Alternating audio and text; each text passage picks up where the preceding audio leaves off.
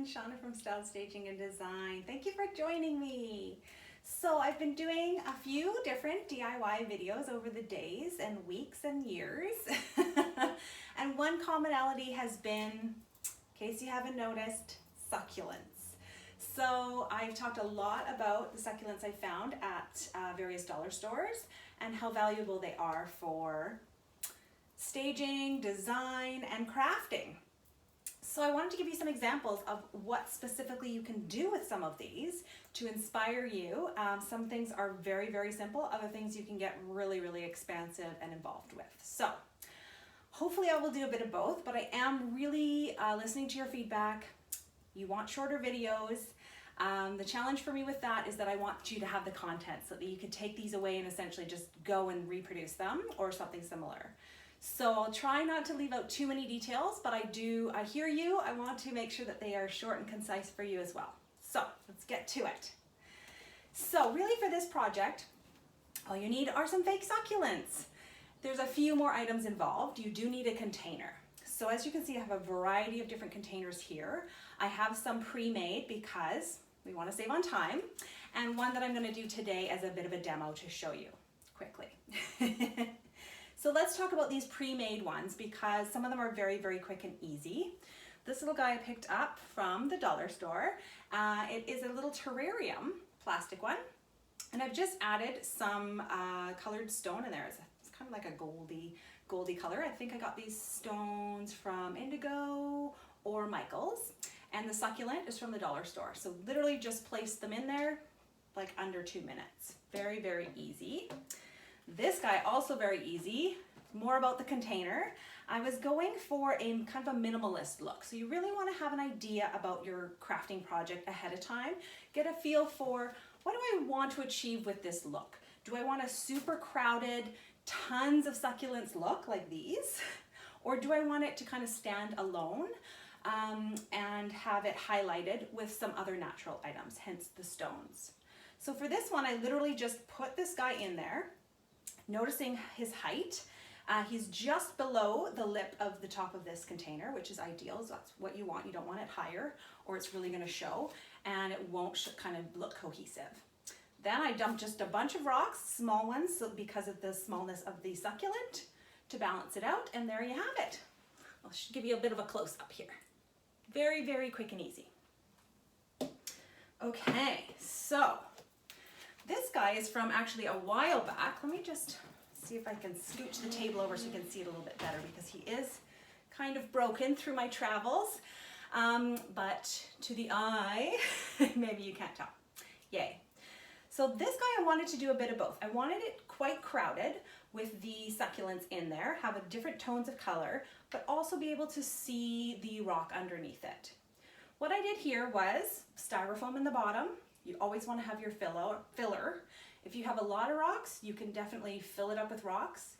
But I'll warn you, it will be very, very heavy and kind of a waste of rocks. You can really spread those rocks throughout your decor in a lot more uses if you fill the bottom with something else. My go-to is styrofoam because I do have a fair bit of it. I like to collect it because it comes in packaging and things anyways, and it's horrible in our landfill. So you might as well reuse it. Create something for your best good. So this one, what I did was pre-design it, as I will show you with the basket, and then put the styrofoam in, place the items back in there, make sure I had everything where I wanted it, take the items out, put tons of glue on the top layer, glue the rocks in, put the succulents back in.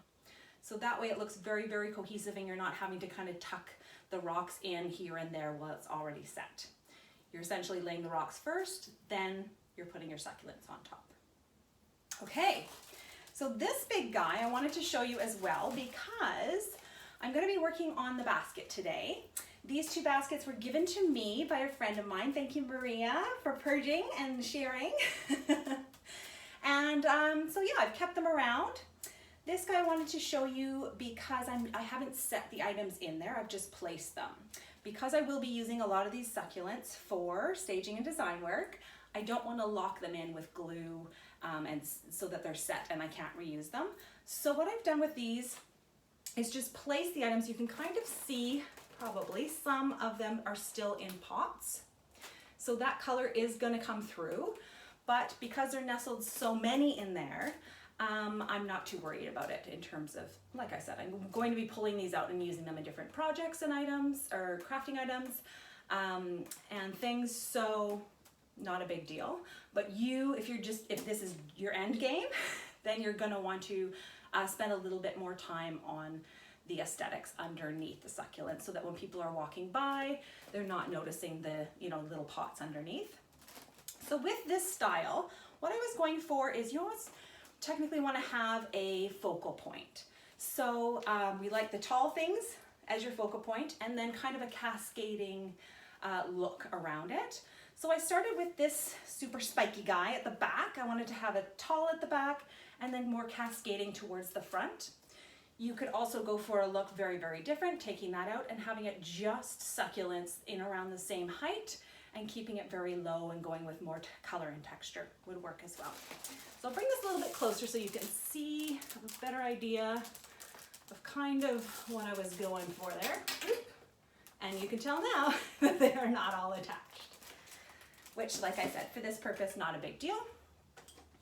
For your purposes, you're going to want to make sure that they're all kind of locked in there a little bit more. Okay, this one I wanted to show you because most of us have these types of vases for our cut flowers and things like that around the house. Very, very easy to do. I ran out of small rocks, as you can probably tell with this project. So I've just added some larger ones at the bottom, put the smaller ones at the top, and literally this guy is just, I bought him like this at the dollar store. Easy peasy. I mean, this is like under 2 minutes, right? Throw the rocks in, throw this guy in the middle, give it a bit of a shake to settle it in there, and there you have it. This is, I mean, very simple, but can be used in a lot of different spaces. Typically I have some faux forsythia in this one as well. It looks really pretty with the yellow. Okay, mind your ears for a second. I'm just going to scoot the table over for the sake of filming so that we can focus a little bit more on this project. So I did go ahead and get it started because for timing's sake, I wanted to have an idea of the layout and the outcome of what it's going to look like. I highly recommend you do this as well. You don't want to just start gluing things in, because as you'll find when you step back, spend some time looking at it, oh, actually this one will look better there, and you want to kind of play with it a little bit till you are settled. At least that's how my brain works. So what you're going to need for this project, like I said, is a container. Any container. As you can see, I'm using a basket. Then you're going to want some kind of filler. So for me, like I said, the styrofoam is ideal because you can stick these right into it, get an idea for where they're playing or where they're lying, and then you can move them around. It's very easy to take them in and out. If you're unhappy with it, gives you some room to play, essentially. So the look I was going for with this one was a tall middle. The previous one you saw was tall at the back, so it would have been more like the focal point at the back here, closer to me, and everything else to the front. But I wanted to also have one where, you know, it could essentially be a centerpiece where people are walking all the way around it, whereas my other one, it's more, you know, tucked into a wall or a corner from that back angled accent, to this one being all the way around. So the other piece to this is, and a piece of design that I'm going to share with you, is that when you have multiples of things, the eye, it's really settling for the eye to have like items. So you do want to have some that are identical, because that will help the eye kind of go, oh yes, I've seen this before. Okay, there it is there too.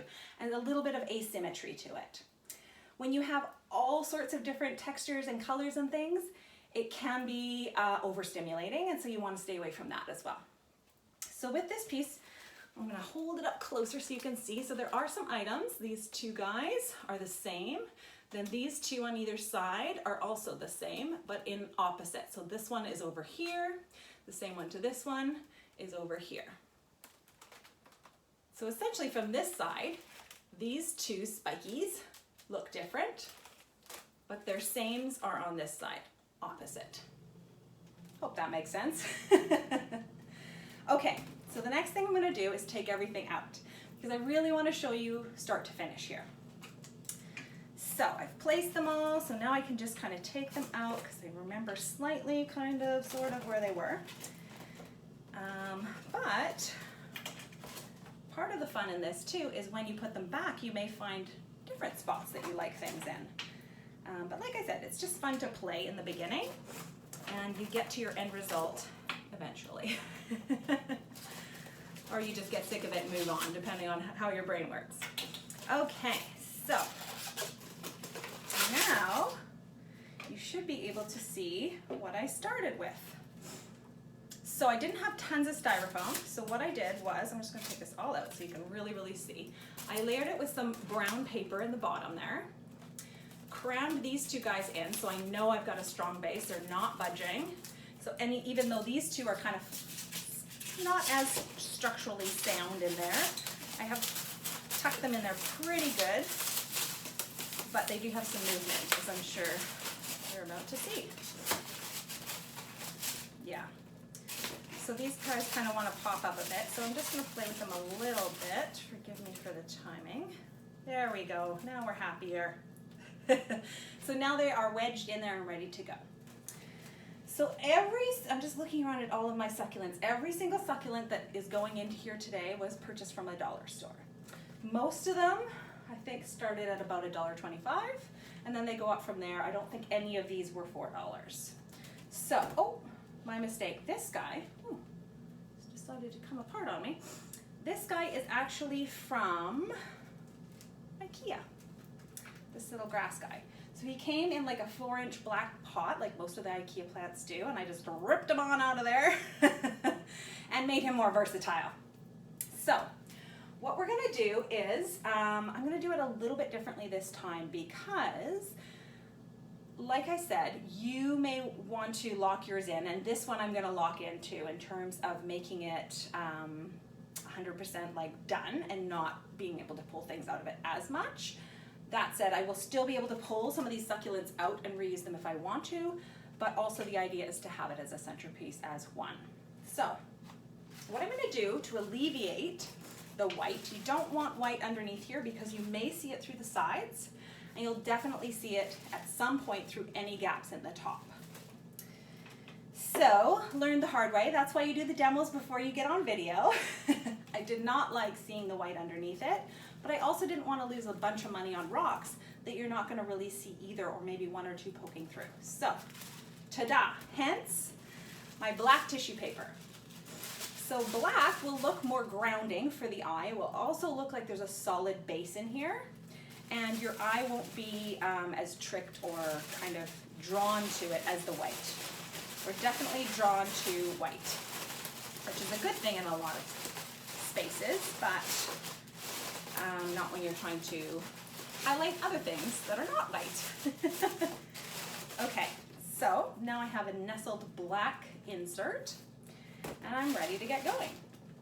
So all of these have some kind of point on them. This one's so lovely, has a really strong point on it, and I'm literally going to just center it in the middle and plop it down. So you can see it's a little bit wobbly.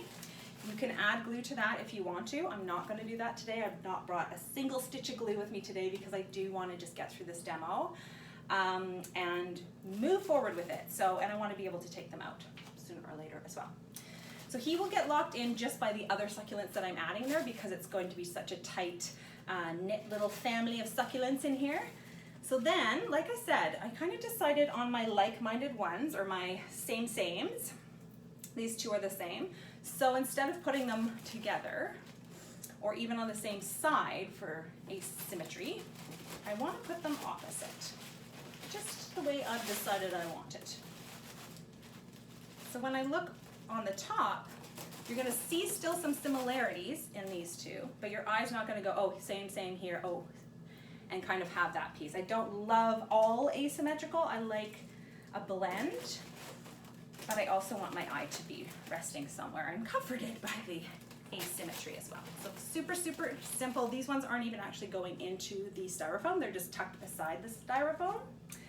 Now I'm going to go to my next two matching pairs, which are these ones. I really like these ones because of the different color that they bring in, a little bit lighter. They're going to look great against the black, pop a little bit more, but also a lot of the other ones that I chose were quite dark. So these are really gonna pop out and have a nice contrast to them too. So I'm just gonna put them right at the base of our spiky guy. And that one you can hear going in. So you know you got a good lock in there. And one thing I noticed with this other big one is that actually with both, when you start to push them in and you're pushing, you're adding in, you're pushing and you're adding, sometimes what happens is the ones you've already put in there start to get squished down a little bit. And with these bouquets, you really want, you want it to be as lifelike as possible, especially when you're not using real lifelike plants. So in order to do that, the best way to kind of simulate lifelike is to have the succulents coming up and out a bit, like as if they're reaching for the sun like they do naturally. So just be mindful of that, even though these are quite high up. As I start adding, they're going to squish down and I'm going to have to lift them a little bit to make sure we still have the kind of overflowing, reaching for the sunlight kind of look. Okay, now I've got two of these big dark guys, and these ones I'm not going to put in the same spot, but I'm going to do the opposite so that we still have some fun for the eye.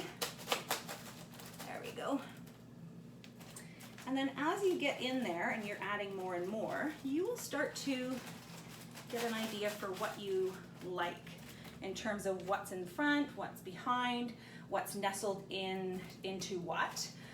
If I start to notice there's too much dark in here, then I'll probably pull these lighter ones out or maybe move some lighter ones around so that the contrast isn't all dark going on in there. Okay, I think I am out. Oh no, I've got two more that are the same. These spiky guys. So another piece to design that I like to do is texture. I love to mix different textures, but something that I've learned is too much texture is also overstimulating. So just like too much color, too much texture, unless it's the same texture, can be very distracting and overstimulating for the eye as well. So because I already have lots of spiky things in here, these simulate almost like the same family. And they're a little bit brighter, so I'm going to put them actually in here, closer to this guy. And even though I had it all laid out before, you know, I've totally forgotten where I put everything previously. So I'm just going to throw them on either side of this for lack of remembering where they were before. And now I have kind of a bunch of spikies together, which is kind of a cool look as well. All right, oh, here are two the same as well. I really love the color tones in these. I don't know if you can see them. Oh yeah, there we go. They're lighter green with a slight little pinky tone to them. And I'm going to put them on opposite spots, but I really want them to be highlighted front and center because they bring such a nice warmth and kind of sunny feeling to them. So we'll nestle that guy in there. These ones do not have spikes, they're actually clips. So, you know, your corsage. Haven't done that, but yeah, it's not too shabby. But yeah, clips instead of spikes for them. So it's a little bit different. And then while you're putting them in there too, you can move these around. So in terms of like even the succulent, I wonder if I have one that I can show you. Here's one. So this one is not a paired one. It doesn't have a partner, but as you can see, so sometimes they get kind of squished together and they no longer look like succulents. Let me see if I can make that happen for you. So yeah, this looks very different than if you just kind of start to spread open the leaves around a little bit where it looks a little bit more natural. And that looks a little bit more of a full succulent than it all squished together, which doesn't look very realistic, in my view anyways. All right, I'm gonna put this other little guy who has some purple, mauvey kind of purple tones in it as well, right under here. So he's gonna go under, and I'm gonna pull some of these up now so that the lighter ones are fuller and more to the front. That way our eye will see them. a little bit faster.